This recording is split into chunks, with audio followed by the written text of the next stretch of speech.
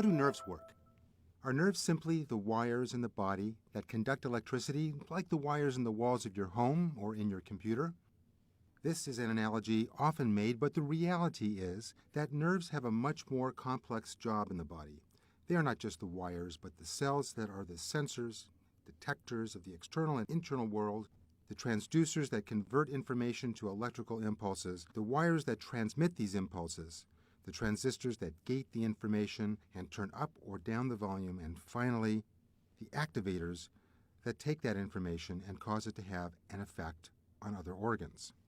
Consider this. Your mother gently strokes your forearm and you react with pleasure. Or a spider crawls on your forearm and you startle and slap it off. Or you brush your forearm against a hot rack while removing a cake from the oven and you immediately recoil. Light touch produced pleasure, fear, or pain. How can one kind of cell have so many functions? Nerves are in fact bundles of cells called neurons, and each of these neurons is highly specialized to carry nerve impulses, their form of electricity, in response to only one kind of stimulus and in only one direction. The nerve impulse starts with a receptor, a specialized part of each nerve where the electrical impulse begins. One nerve's receptor might be a thermal receptor, designed only to respond to a rapid increase in temperature. Another receptor type is attached to the hairs of the forearm, detecting movement of those hairs, such as when a spider crawls on your skin. Yet another kind of neuron is low-threshold mechanoreceptor, activated by light touch. Each of these neurons then carry their specific information, pain, warning, pleasure, and that information is projected to specific areas of the brain, and that is the electrical impulse.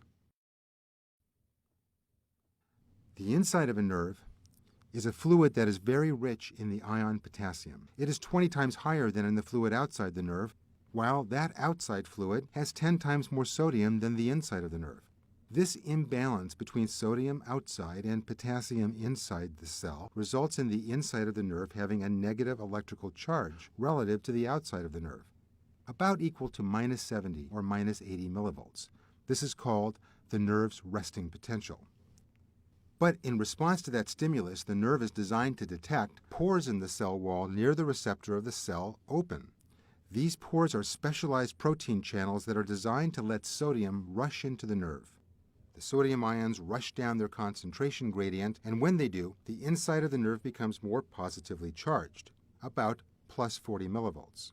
While this happens initially in the nerve right around the receptor, if the change in the nerve's electrical charge is great enough, if it reaches what is called threshold, the nearby sodium ion channels open, and then the ones nearby those, and so on and so forth, so that the positivity spreads along the nerve's membrane to the nerve's cell body, and then along the nerve's long, thread-like extension, the axon.